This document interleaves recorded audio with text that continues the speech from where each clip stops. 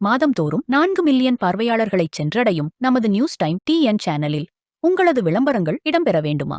உடனே தொடர்பு கொள்ளுங்கள். 7603836167. உங்களது பிசினஸை அடுத்த கட்டத்திற்கு கொண்டு செல்ல எங்களுடன் இணையுங்கள். வணக்கம், நான் Damodaran Prakash, news time TN தெருக்கூத்து பகுதிக்காக.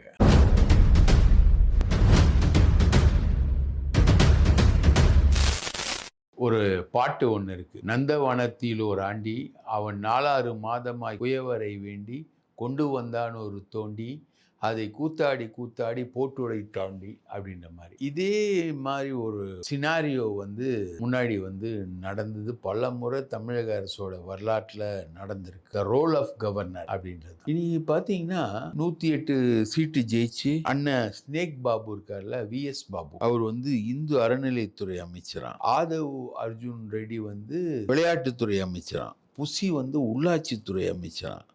செங்ஸ் பொதுப்பணித்துறை அமைச்சரான்.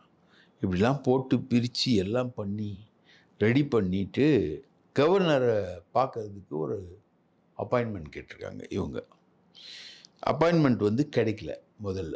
அப்போ கவர்னர் அப்பாயின்மெண்ட் கிடைக்கல. ஏன்னா கவர்னர் கேரளாலையும் எலெக்ஷன் நடந்திருக்கு, அங்கேயும் கவர்மெண்ட் ஃபார்மேஷன் இருக்குது, இங்கேயும் கவர்மெண்ட் ஃபார்மேஷன் இருக்குது. அங்கே கேரளாவில் காங்கிரஸ் கவர்மெண்ட் ஃபார்மேஷன் இருக்குது, இங்கேயும் கிட்டத்தட்ட காங்கிரஸ் கவர்மெண்ட் ஃபார்மேஷன் தானே இது. காங்கிரஸ் ஆதரவு கொடுத்த ஒரு கவர்மெண்ட் ஃபார்மேஷன் அந்த மாதிரி இருக்கிறதுனால 2 காங்கிரஸ் கவர்மெண்ட் ஃபார்மேஷன் அவர் பார்க்குறாரு. அதனால் அவர் அப்பாயின்மெண்ட் கிடைக்கல. திடீர்னு கண்டினியூஸாக ட்ரை பண்ணிக்கிட்டே இருக்காங்க. 1:30 மணிக்கு கவர்னர் வரேன்றாரு, தமிழ்நாட்டுக்கு வந்துடுறாரு. இவங்களுக்கு 3:30 மணிக்கு அப்பாயின்மெண்ட் கொடுக்குறாங்க. 3:30 மணிக்கு அண்ணன் இட்டுன்னு வருவார்ல, அண்ணன் புச்சி ஆனந்த், அப்புறம் ஆதவு, நிர்மல், இவங்க எல்லாரும், அருண்ராஜ், இவங்க எல்லாரும் சேர்ந்து போயிட்டு கவர்னரை பார்க்குறாங்க. பார்த்துட்டு 108 எங்ககிட்ட இருக்குங்க, +5 113 இருக்குங்க எங்ககிட்ட அப்படின்னு இவங்க சொல்கிறாங்க. இதில் என்னன்னா, இந்த முக்கியமான விஷயம் என்னன்னா, இந்த எம்எல்ஏக்கள் இன்னும் பதவி ஏற்கலை. இவங்கெல்லாம் ஒன்று கூடி விஜயை தலைவராக தேர்ந்தெடுத்துட்டாங்க. ஆனால் இவங்க பதவி ஏற்கிற ஒரு வைபவம் என்பது இருக்குது. அது இன்றைக்கி வரைக்கும் நடக்கலை. அப்போது சீனியர் மெம்பர்ஸ் தான் பதவி ஏற்கணும். தற்காலிக சபாநாயகராக போட்டு ஒன்று பெரியசாமியை போடணும், இல்லைன்னா செங்கோட்டையனை போடணும். இவங்கள வச்சு பதவி ஏற்கணும் அப்படின்றது இது ஒரு வைபவம் இன்னொரு சைடில் நடந்துக்கிட்டு இருக்கு. செங்கோட்டையன் போயிட்டு அசம்பிளி செக்ரட்டரி சீனிவாசனை பார்த்து, சீனிவாசன் மூலமாக பதவி ஏற்கிறதுக்கான ஏற்பாடுகள்லாம் போகணும் வரணும் அப்படின்லாம் இருக்குது. போய் கவர்னரை பார்த்தோன்னே எங்களுக்கு 113 பேர் இருக்காங்க அப்படின்னு சொல்கிறாரு. அப்போது அந்த ஃப்ளோரில் 118 பேர் வேணும். அப்போது என்ன பண்ணுவீங்க அப்படின்னு கவர்னர் கேட்குறாரு. அப்போது இவங்க சொல்லக்கூடிய பதில் கம்யூனிஸ்ட்டு விசிகே எல்லாம் எங்களை ஆதரிக்கும் அப்படின்னு. அப்போது 118 பேர் வந்துடும், எங்களுக்கு 118 வந்துடும் அப்படின்னு இவங்க சொல்கிறாங்க. அப்போது கவர்னர் சொல்கிறாரு, 2 நாள் டைம் எடுத்துக்கோங்க, 118 நீங்கள் ரெடி பண்ணிவிடுங்க, அதுக்கான விஷயங்கள்லாம் பண்ணிவிடுங்க அப்படின்றாங்க. உடனே இவங்க என்ன பண்ணுறாங்க, அவசரப்பட்டு பதவியேற்பு விழான்னு சொல்லிட்டு நாளைக்கு காலையில் 10:30 மணிக்கு பதவியேற்பு விழா ஏற்பாடுகள்லாம் சொல்லிட்டாங்க. அங்கேருந்து ராகுல் காந்திக்கு சொல்லிட்டாங்க. ராகுல் காந்தி ஸ்பெஷல் ஃப்ளைட் ஏற்பாடு பண்ணிவிட்டு வர்றாரு. அவருக்கு என்ன கோவம்னு தெரியல திமுக மேலே. திமுகவுக்கு பிரச்சாரம் பண்ணுறதுக்கு ஸ்டாலினோடு சேர்ந்து பிரச்சாரம் பண்ண முடியாதுன்னு சொல்லிட்டாரு. எவ்வளோ முயற்சி பண்ணுறாங்க, ஸ்டாலின் பிரச்சாரம் பண்ண முடியாதுன்னு சொல்லிட்டாரு. ஆனால் இந்த பதவியேற்பு விழாவுக்கு ஸ்பெஷலாக வராரு, அவர் வராரு, அண்ணன் கார்கே வராரு, இன்னும் காங்கிரஸ் தலைவர்கள் எல்லாருமே ரெடியாகி வராங்க. கிட்டத்தட்ட இது ஒரு காங்கிரஸ் கவர்மெண்ட் மாதிரியே இந்த ஏற்பாடுகள்லாம் பண்ணுறாங்க. இங்கே பார்த்தீங்கன்னா உங்களுக்கு காங்கிரஸே தான் ஒரு லெட்டரை ப்ரிப்பேர் பண்ணி கொடுக்குது. அந்த லெட்டரில் கண்டென்ட் கொடுக்குறாங்க. மாநிலங்களவை, அதாவது கண்டினியூஸாக மாநிலங்களவையில் இவங்களுக்கு பிரதிநிதித்துவம் கொடுத்துக்கிட்டே இருக்கணும். எப்பப்போ காலியாகுதோ அப்பப்போ இவங்களுக்கு தேர்ந்தெடுக்கும்போது ஒன்று பிரதிநிதித்துவம் கொடுக்கணும். இப்படி தான் திமுகவை மிரட்டி அலையன்ஸ் வரும்போதே ஒரு மாநிலங்களவை உறுப்பினரை வாங்கிட்டு போயிட்டு இப்போது தேர்தலில் ஜெயிச்சு ஒரு 5 பேர் வந்தவுடனே, அந்த மாநிலங்களவை உறுப்பினர்கள வந்து இவங்களுக்கு ஃபேவரா வச்சுக்கிட்டு, அவரு முழுக்க முழுக்க ஒரு ஆன்டி டிஎம்கே ஆளு. திமுகவுக்கு எதிரா கருத்துக்கள பதிவு பண்ணக்கூடிய ஆளு. Facebookலயும், Twitterலயும் எல்லாத்துலயும் பதிவு பண்ணக்கூடிய ஆளு. அவர மாநிலங்களவை உறுப்பினர் ஆக்கிட்டு, இப்போ 5 ஜெயிச்ச உடனே திமுக கூட்டணிய விட்டு இவங்க வெளியில போறாங்க. அவங்க வந்து ஒரு லெட்டர்லாம் பண்றாங்க.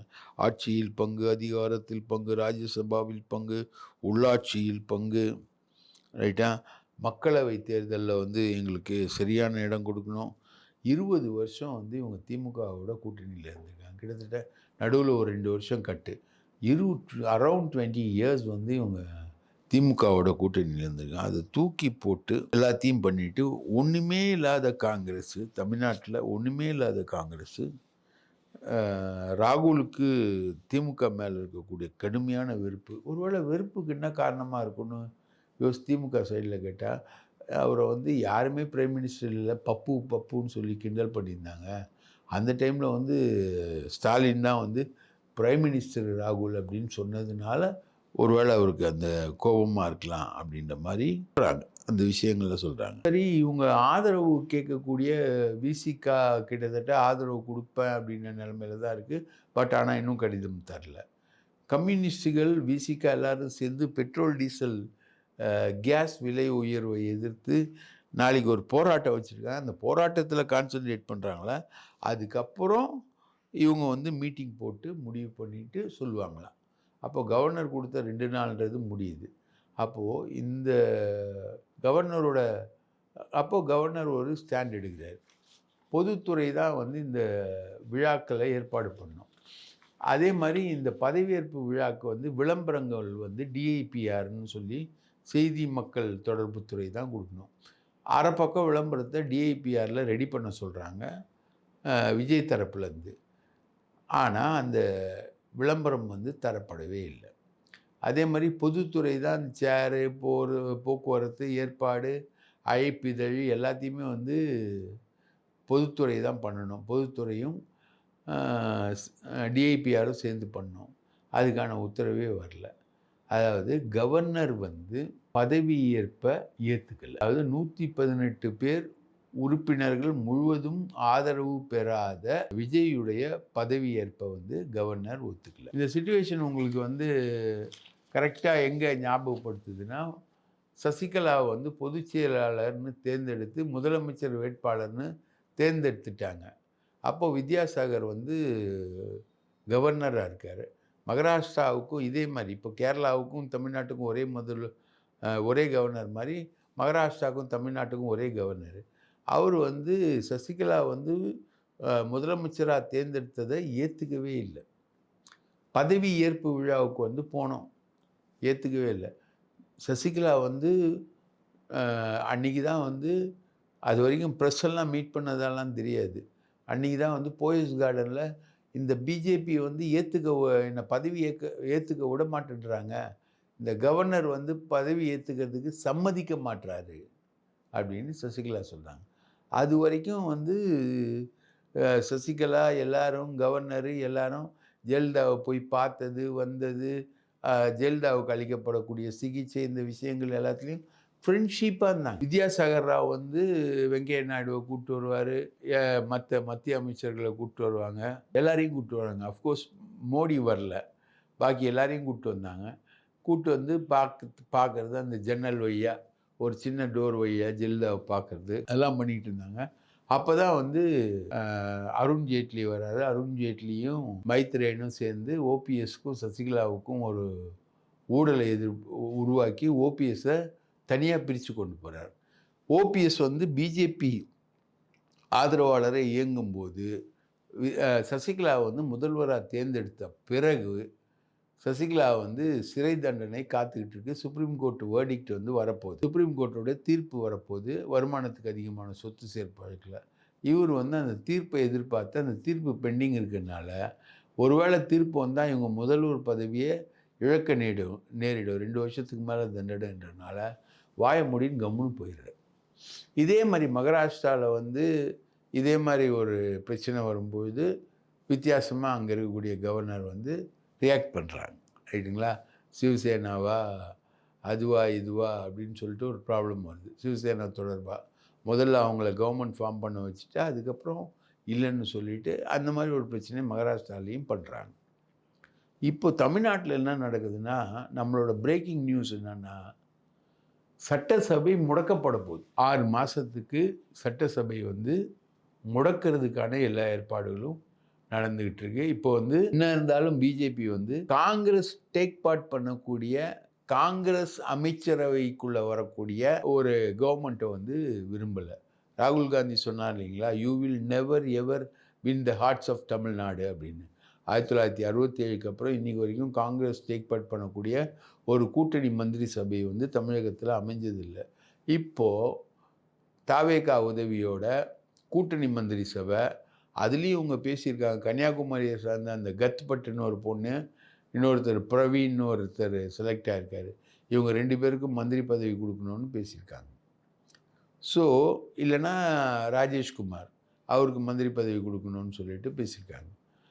ஸோ இதெல்லாம் பேசி காங்கிரஸ் பங்கெடுக்கக்கூடிய ஒரு அமைச்சரவை வந்து கேரளாவிலையும் தமிழ்நாட்டிலையும் அமையறதை வந்து அவங்க விரும்பலை. அவங்க வந்து அஸ்ஸாம்லேயும் வெஸ்ட் பெங்கால்லையும் பாண்டிச்சேரியிலையும் பிஜேபி பங்கெடுக்கிற ஒரு அமைச்சரவை வந்து இருக்குது. அஸ்ஸாமில் டைரெக்டாக பிஜேபி, வெஸ்ட் பெங்காலில் டைரெக்டாக பிஜேபி, பாண்டிச்சேரியில் ரங்கசாமி மூலமாக பிஜேபி கூட்டணி.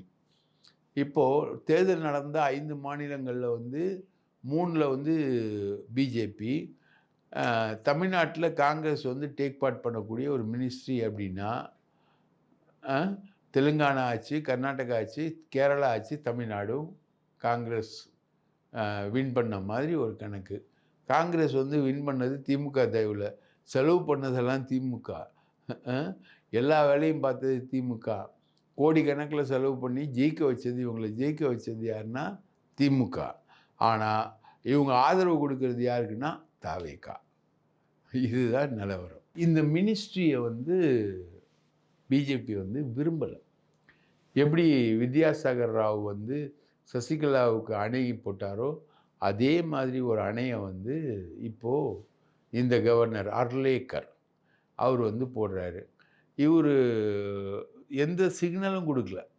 கவர்னரோட சிக்னல் கிடைக்காதப்போ பொதுத்துறை, டிஐபிஆர் எல்லாமே தங்களுடைய வேலைகளை சுருக்கிட்டு அப்போ பதவியேற்பு விழா வந்து ராகுல் காந்தி பங்கேற்கக்கூடிய பதவியேற்பு விழா வந்து நாளைக்கு கிட்டத்தட்ட நடக்காதுன்னு ரத்து செய்யப்படக்கூடிய சூழ்நிலை வருது. அதோட எதிரொலியாக கவர்னர் வந்து அவர் வெளியே போகிறாரு, கேரளாவுக்கு போகிறாரு. கேரளாவில் அவருக்கு நிறைய வேலை இருக்குது. கேரளாவுக்கு போகிறாரு.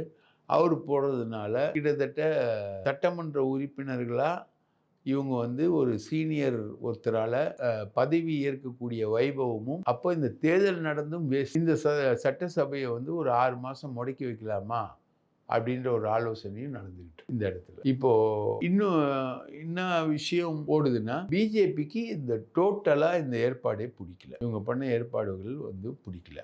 ஒன்று எடப்பாடி விஷயத்தில் எடப்பாடி சீட்டு கொடுக்கறது பிடிக்கல. மோசமான சீட்டு கொடுத்து பாஜக 25 இடத்துல நின்றும் பாஜகவால் ஜெயிக்க முடியல. ஒரே ஒரு தொகுதியில் தான் பாஜகவால் ஜெயிக்க முடிஞ்சது. அது இவங்களுக்கு பெரிய அடி. முக்கியமான பிரமுகர்கள் முருகன், நயினார் நாகேந்திரன், தமிழிசை சவுந்தரராஜன் இவங்கெல்லாம் வந்து ஜெயிக்கவே இல்லை. இதெல்லாம் வந்து பிஜேபிக்கு நெருடலை வந்துட்டு இருக்கு. ஒரு சீன்லேயும் நம்ம இல்லையே, நம்ம எப்படி தமிழ்நாட்டுக்குள்ளே அரசியல் பண்ணுறது அப்படின்றத பார்த்து தான் இதில் வந்து பதவி ஏற்பில் வந்து அவங்க கை வைக்கிறாங்க. அதுக்கு தோதான காரணத்தை வந்து விஜய் தரப்புலேருந்து பண்ணது வந்து அவங்க வந்து காங்கிரஸோட ஆதரவை எடுத்தது. காங்கிரஸ் வந்து மினிஸ்ட்ரியில் டேக் பார்ட் பண்ணுறது. நம்ம பிரவீன் சக்கரவர்த்தி தான் வந்து மெயினாக நின்று எல்லா ஏற்பாடையும் ஃபெசிலிட்டேட் பண்ணி அவர் ஒரு தாவேகா உறுப்பினர் மாதிரியே விஜய்கிட்ட நடந்துக்கிட்டார். அவர் கொஞ்சறதும் பேசுகிறதும் சிரிக்கிறதும் சால்வை போடுறதும் விஜய் அவருக்கு சால்வை போடுறதும் ஒரு மிகப்பெரிய சதித்திட்டத்தை வந்து இவங்க ஆல்ரெடி ரெடி பண்ணி வச்சுருந்துருக்காங்க. அந்த அடிப்படையில் தான் வந்து காங்கிரஸ் வந்து திமுகவோட வேலை செஞ்சிருக்கு. காங்கிரஸோட ஓட்டுக்கள் வந்து திமுகவுக்கு முழுசா ட்ரான்ஸ்ஃபரே ஆகல. அந்த அளவுல போயிட்டுருக்குன்னு வச்சுக்கோங்களேன். இப்போது அதிமுகல ஒரு பெரிய மூவ் ஒண்ணு நடக்குது. நம்ம உதயநிதியுடைய ஃப்ரெண்ட்ஸ் மூலமா அந்த மூவ் வந்து பெருசா நடக்குது. என்ன மூவ்னா, யாரோ அதிகாரத்துக்கு வர்றதுக்கு நம்ம எதுக்கு நிக்கணும்? நம்ம 2 கட்சியும் அதிமுக, திமுக தான் இதுவரைக்கும் வந்து தமிழக அரசியலுடைய வரலாறா இருந்தது. அதிமுகவையும், திமுகவையும் மீறி நடுவுல தாவேகான்னு ஒண்ணு வர்றது எப்படி? அப்படின்றது தான் இப்போ இருக்கக்கூடிய ஒரு நிலை. அத ஒட்டி அதிமுகவும், திமுகவும் இணைஞ்சு அரச ஃபார்ம் பண்ணணும். அதுக்கான ஏற்பாடு என்ன? அப்படின்ற மாரி ஒரு விஷயம் வந்து சி.வி. சண்முகத்தால முன்வைக்கப்பட்டு, எஸ்.பி. வேலுமணி, விஜயபாஸ்கர் இவங்கெல்லாம் சேர்ந்து எடப்பாடி கிட்ட போயிட்டு ப்ரெஷர் பண்ணி பேசிக்கிட்டு இருக்காங்க. எடப்பாடி அதுக்கு ஒத்து வரல. இந்த சைடுல ஸ்டாலினுக்கும் அதில வந்து பெரிய இன்ட்ரெஸ்ட் இல்ல. இதுக்கிடையில 10 தோல்வி பழனிசாமியா இருந்தவர் 11வது தோல்வியா பழனிசாமியாகி பல தொகுதிகள்ல டெபாசிட் இழந்து, பல தொகுதிகள்ல 3வது இடத்துக்கு போய், அதிமுகவை வெறும் 40 தொகுதிகள் ஜெயிக்கக்கூடிய கட்சியா சுருக்கி, கேவலப்படுத்தி கொண்டு வந்திருக்காரு எடப்பாடி. ஆகவே எடப்பாடி பதவி விலகணும் அப்படின்ற ஒரு எதிர்ப்பு குரலும் வந்து அதிமுகல எழுந்திருக்கு. இதனால அதிமுகவுடைய எம்எல்ஏக்கள் மீட்டிங்கும் கேன்சல் ஆயிருக்கு. ரைட்டா? அதிமுகலயும் ஒரு செட்டு வந்து நம்ம வந்து விஜயை ஆதரிக்கலாம் அப்படின்ற மாரி வராங்க. ஆனா, இவங்க சைட்லேருந்து அதுக்கான லிங்க்குக்குள்ள போல. பாமகவால முடியாது. விஜய வந்து ஆதரிக்க முடியாது. ஏன்னா, அவங்க எதுனாலும் மேல கேட்டு தான் அவங்க செய்வாங்க. பிஜேபி கேட்டு தான் அவங்க செய்யணும். அவங்க சொல்லணும் அப்படின்றது தான். இந்நிலையில ஐயுஎம்எல், விடுதலை சிறுத்தைகள், சிபிஎம், சிபிஐ ஆகிய கட்சிகள் எல்லாமே வந்து விஜய்க்கு ஆதரவு தெரிவிக்கிறதுல தயக்கம் காட்டிக்கிட்டு இருக்காங்க. அது அவங்க வந்து அந்த பிளாக்கேஜை வந்து உடைக்கல. ஆட்சியில் பங்கு, அதிகாரத்தில் பங்குன்னு உற்சாகமா வந்து திருமாவளவன் இருந்தாலும், அவர் தனியா டெசிஷன் எடுக்கிறதுக்கு அவர் தயாரா இல்ல. சிபிஐ, சிபிஎம், ஐயுஎம்எல் இவங்களுடைய இதெல்லாம் கேட்டு தான் அவங்க வந்து டெசிஷன் எடுக்கணும் அப்படின்றாங்க. இவங்க இந்த டீம் வந்து ஸ்டாலினை சந்தித்து வாழ்த்து சொல்லி எல்லாமே சொல்லி எல்லாத்தையும் ரெடி பண்ணி இவங்க ஒரு தனி அணியாக நிற்கிறாங்க. இதுக்கிடையில் வந்து விஜயை ஆதரிக்கணும்னு அதிமுகவில் ஒரு ரிபல் ஃபோர்ஸ் இருக்குது. 3 ரிபல் எதிர்ப்பு போராட்டங்கள் அதிமுகவில் நடக்குது. ஒன்று வந்து விஜய் ஆதரிக்கணும், 2வது வந்து திமுகவோட சேர்ந்து ஆட்சி அமைக்கணும், 3வது வந்து எடப்பாடி வந்து பொதுச் செயலாளர் பதவியில் இருக்கக்கூடாது, அவரை வந்து ரிமூவ் பண்ணணும். இந்த மாதிரி சண்டைகள் வந்து போயிட்டுருக்குன்னு வச்சுக்கோங்களேன். இந்த சண்டைகளுடைய ஃபைனலைசேஷன் விஷயம் என்னென்னா, சட்டசபை முடக்கப்படும் அபாயம் என்பது தமிழக அரசியல் வரலாற்றில் முதல் முறையாக ஏற்பட்டிருக்கு. சட்டசபை டோட்டலாக முடக்கப்படும் அப்படின்றத வந்து இவங்க சொல்லிக்கிட்டு இருக்காங்க. இதுக்கிடையில் வந்து சந்தீப் ராய் ரத்தோரும், டிஜிபி, அப்புறம் நம்ம தலைமைச் செயலாளர் இவங்கெல்லாம் போயிட்டு அஃபிஷியலாக விஜயை சந்தித்து பேசியிருக்காங்க. தர்மராஜன் அவர் வந்து செந்தில்வேலால் பாதிக்கப்பட்டவர், உளவுத்துறை ஐஜியால் பாதிக்கப்பட்டு அவர் வந்து வேலூருக்கு தூக்கி அடிக்கப்பட்டவர். அவர் ப்ளஸ் சந்தீப் ராய் ரத்தோரே பாதிக்கப்பட்டவர் தான். எனக்கு வந்து டிஜிபி பதவி தராமல் திமுக வந்து என்னை பழிவாங்கினாங்க. நீங்கள் என்ன வேணால் சொல்லுங்கள், எதை வேணால் சொல்லுங்கள், நான் அதை அப்படியே செய்கிறேன் அப்படின்ற மாதிரி இவர் வந்து சொல்லிக்கிட்டு இருக்காரு. அப்புறம் தர்மராஜன் அவர் வந்து செந்தில்வேலால் பாதிக்கப்பட்டு வேலூருக்கு மாற்றப்பட்டதுனால அவர் இப்போ தர்மராஜன், தினகரன் ஒரு டிசி சென்னையில் இருந்தார், அவரையும் திமுக வந்து டிரான்ஸ்ஃபர் பண்ணி எங்கெங்கேயோ தூக்கி அடிச்சது. அவர், சந்தீப் ராய் ரத்தோர் இவங்கெல்லாம் உட்காந்துக்கிட்டு ஐபிஎஸ் அதிகாரிகள் போஸ்டிங்கை போட்டுக்கிட்டு இருக்காங்க. ஐஏஎஸ் அதிகாரிகள் போஸ்டிங் வந்து யார் யாருக்கு வரணும்னு சொல்லிட்டு சகாயம்னு அவர் வந்து ஒரு கிறிஸ்தவ சமுதாயத்தை சார்ந்தவர், விஜயுடைய சமுதாயத்தை சார்ந்தவர். அந்த லாபி தான் இப்போது கிறிஸ்டியன் லாபி தான் வந்து ஒரு பெரிய அளவுக்கு விஜயை நவுத்தி கொண்டு போகுது. ஒரு சைடில் கிறிஸ்தவ லாபி நவுத்துது, ஒரு சைடில் வந்து இந்துக்களுடைய பிராமின் லாபி நடத்துது. 2 லாபிகளுக்கு இடையே தான் விஜய் சிக்கி தவிச்சு போயிட்டுருக்காரு. இதெல்லாமே சேர்ந்து பல விஷயங்கள சாதிச்சாலும், ஆட்சி முதல்ல அமையணும்ல. ஆட்சி அமைக்கிறதுக்கு தடை என்பது உருவாயிருக்கு அப்படின்றத நம்ம பதிவு பண்ணோம். இந்த அன்ஸ்டேபிள் பொசிஷன் தான் இந்த இதோட ஒரு பெரிய தடங்கலா இருக்கு. அத என்ன சொல்லுவாங்க, நேத்து நம்ம சொன்னோம் இல்லையா, கைக்கு வந்தது வாய்க்கு வரல. மழை விட்டும் தூவானம் விடல. மழை நின்னு போச்சு. ஆனா அந்த சொட்டு சொட்டா சொட்டுறது இருக்குல்ல, அது நிக்காம பெரிய அளவுக்கு போய் அது மிகப்பெரிய ஆபத்தை உருவாக்கி கொண்டிருக்கிறது என்பதை பதிவு செய்து விடைபெறுகிறோம். நன்றி, வணக்கம்.